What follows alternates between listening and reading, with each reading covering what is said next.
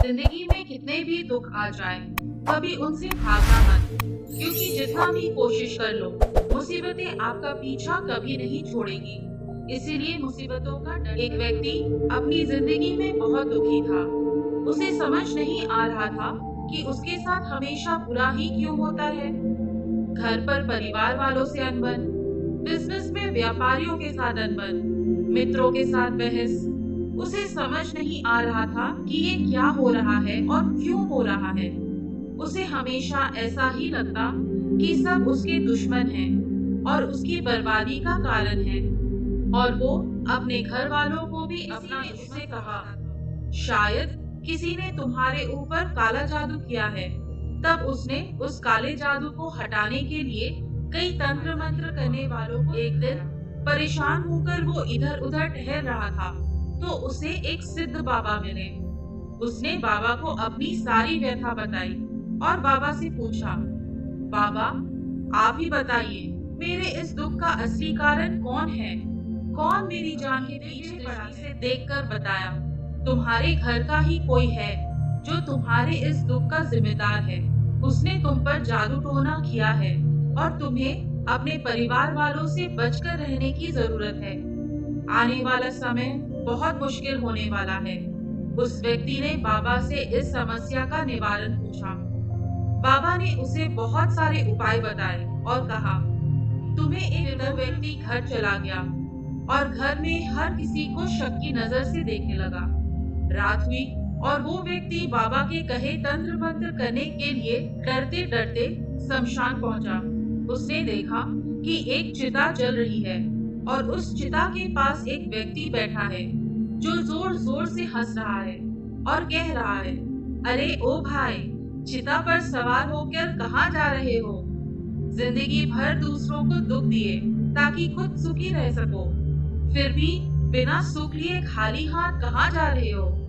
यह व्यक्ति उस शमशान वाले व्यक्ति के पास गया और पूछा, भाई तुम कौन हो और इतनी रात को इस शमशान में क्या करने कहा?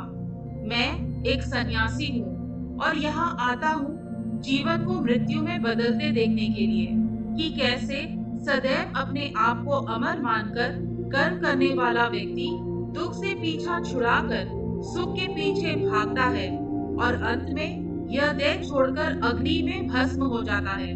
फिर सन्यासी ने उस दूसरे व्यक्ति से पूछा, तुम इतनी रात को शमशान में ज्ञान प्राप्त करने तो नहीं आए होगे, क्या स्वार्थ सिद्धि करने आए हो? व्यक्ति ने कहा, गुरुदेव आप तो ज्ञानी हैं, आप सब जानते हैं मेरा बुरा वक्त चल रहा है और लोग मेरे साथ बुरा बर्ताव करने लगे हैं।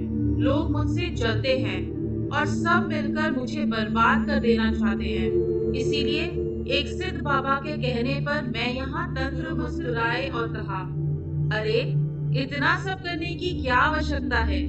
ये तो मैं तुम्हें अभी भी बता सकता हूँ कि तुम्हारे दुख का कारण कौन है। वो व्यक्ति गुरु के चरणों में गिर गया और कहा, गुरुदेव जल्दी बताइए, मैं अभी उसे अपने घर से बाहर निकाल दूंगा। गुरु ने कहा, हाँ बताता हूँ, पर इतनी जल्दी क्या है? पहले ये तो बताओ कि क्या तुम्हें तैरना आता है? व्यक्ति ने कहा, नहीं गुरुदेव, मुझे पानी से डर लगता है। गुरु ने कहा, अति उत्तम, फिर तो काम आसान हो गया। चलो सन्यासी गुरु उस व्यक्ति को अपने साथ उस ठंड की रात में एक नदी के किनारे पर ले गया और किनारे पर पहुंचकर उस व्यक्ति को नदी में धक्का दे दिया। पानी बहुत ठंडा था और उस नदी का जल इतना गहरा था कि कोई भी डूब जाए। उस व्यक्ति को तैरना नहीं आता था, इसलिए वो चिल्लाया, बचाओ, मुझे कोई बचाओ। पर वहाँ कोई नहीं था जो उसे बचाने आता। उसने हाथ पैर मारने की बहुत कोशिश की, पर कोई फायदा नहीं हुआ। वो व्यक्ति डूबने लगा और उसने सन्यासी को मदद के लिए पुकारा। सन्यासी पानी में कूद गया और उस व्यक्ति को बाहर खींच लाया। और क्या तुम ठीक हो? उस व्यक्ति ने कहा, अरे क्या तुम कोई पागल हो क्या? सारी दुनिया मुझे मारना चाहती है, तुम भी उन्हीं में से एक हो।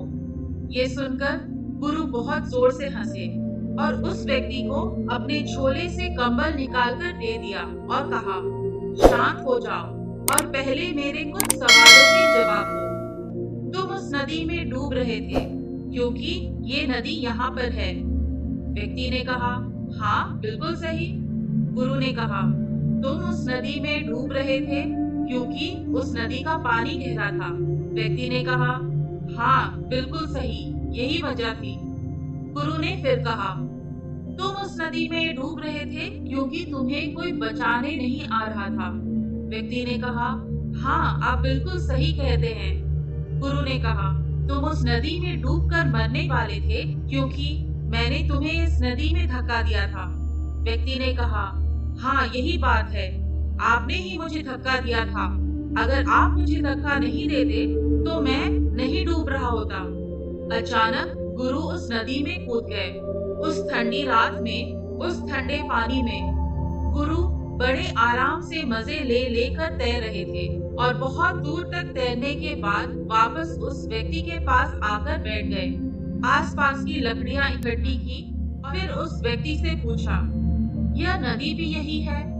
नदी का पानी भी गहरा है और मुझे किसी ने धक्का भी नहीं दिया और ना ही मैंने किसी को मदद के लिए पुकारा, फिर भी मैं इस नदी में नहीं डूबा। क्या ये चमत्कार नहीं है? व्यक्ति ने कहा, इसमें कैसा चमत्कार? आपको तैरना आता है तो इसीलिए आप नहीं डूबे। गुरु मुस्कुराए और बोले, बस यही तो मैं तुम्हें समझाना चाहता हूँ। इस दुनिया में किसी के पास कुछ हो या ना हो, एक चीज अवश्य होती है, ये परिस्थितियाँ सबकी अलग अलग होती है और इस नदी की तरह ही होती है। कभी कभी पानी गहरा भी होता है, तेज भी होता है, कभी शांत भी होता है और कभी बाढ़ भी आ जाती है।